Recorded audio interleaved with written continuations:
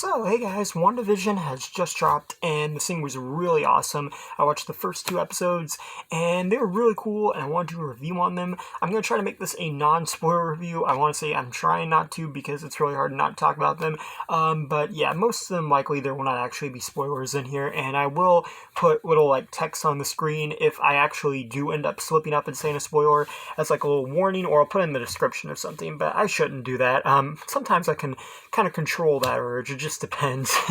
But yeah, so for starters, I just want to say it's really good. I really enjoyed it, and the thing that makes it so good is it really fits into what they're trying to tell as a story. There's certain times when you watch this show, particularly the dinner party, okay, I'm not going to go into the spoilers, but when they're panning the camera to some of those characters, it legit looks like they filmed this thing in the 1950s. To me, that was the biggest shock. This looks like it was actually filmed in the 50s or the 60s, and I just did not expect that. That was, to me, one of the most mind-blowing things. But there were some other things, too, that really surprised me about this.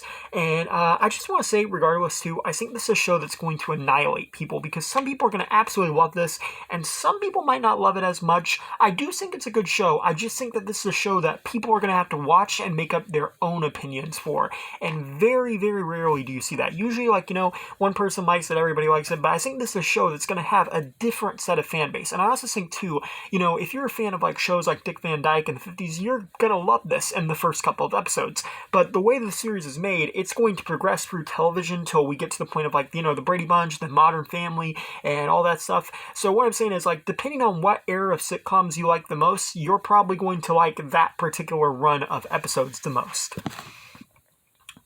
And that's what kind of makes it a little bit hard to talk about, too.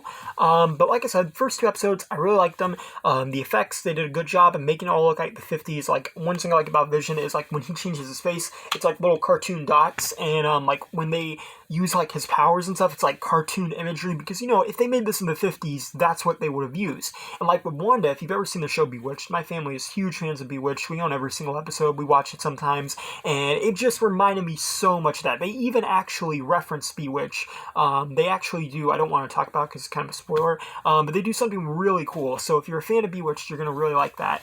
And they just did a really good job of setting it to its time. It feels like this is a show that would have been made when it was made, and that's what gets me. And I also think, too, when you watch the show, from what you've seen in the trailer, it's oh, Married to a Man, a human one. It looks like they're kind of making fun of the humor of the 50s. But in all honesty, I actually laughed at some of the jokes in this, and that really surprised me, because I thought this would be oh, we're just going to make fun of the corny dialogue. But it was actually really well written. I laughed really hard at some of the jokes in this, and that really surprised me. There was some really funny moments. And I'm not talking about funny in a Marvel movie sense of way. I'm talking about funny in an actual sitcom sort of way. And that just kind of blew my mind, because I wasn't really expecting that. And another big thing is, too, the show can be dark when it wants to be. And I think we're going to see more of the show's darkness later on as the show progresses. But also, too, with its darkness, it's not dark and, you see a whole bunch of blood, people are getting chopped up left and right kind of way. It's dark in a trippy, mind-bending way. The best way to describe it is, if you've ever seen the Rod Serling Twilight Zone, there's moments that will remind you so much of that, and I absolutely love that. I love the Rod Serling version of Twilight Zone. In my opinion, it's the greatest Twilight Zone. I feel like most people would agree with that, but regardless of which Twilight Zone you like or dislike, it's very similar to that first version of Twilight Zone, and it can be downright creepy when it wants to be, but again, it's the creepy in your head kind of creepy, and to me that's the best form of horror, because that actually makes you think. That's psychological. And I'm just going to raise this up really quickly to get a better view. This is a little far from home mask. I like it. I wear it sometimes, most times when I'm doing videos. But yeah, like I said, it's very cool, very trippy in that sort of sense, and that's not a bad thing. It knows what it's doing, and it's really good at it. Now, I will say one thing is, if you are a Marvel fan and you've seen all the Marvel movies, like me, and you just love it, this might annoy you in a little bit, because some of these characters are dumbed down, and they don't seem like the version of the characters that we already know. But the thing is, they're kind of living in an alternate reality, or something we don't really know yet, so it makes sense as to why they're a little bit different. So, you might watch this, you might might go, Vision's more stupid than he is in the movies. But that's just because of where they are currently, and I do think a lot of these characters are going to progress into the characters that we know them. Like, continuity feels like it's all over the place. This does not feel like the continuity of any of the movies. Like, I would almost feel like if I had never seen the movies and I was just watching this first time, I wouldn't really know anything about the movies because they don't really talk about the movies. But I feel like the characters are going to progress back into their movie counterparts and very later on into the show. And lastly, I want to say pacing. Pacing is good. It's 30 minutes long.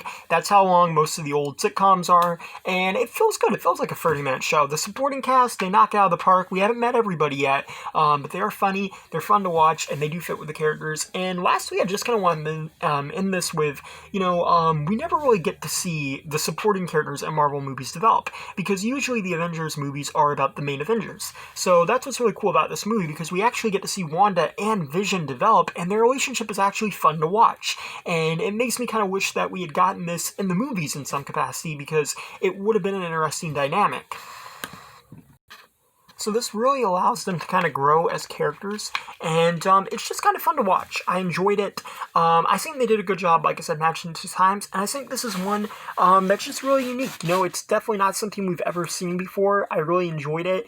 I do want to talk about the spoilers, but I will say this much. If you do hear spoilers for WandaVision, they're not going to wreck the show for you, because it's not like The Mandalorian, where Baby Yoda shows up at the end of the first episode. Not a lot actually happens in these first 2 episodes, but it is definitely something you would prefer to see as you watch it yourself.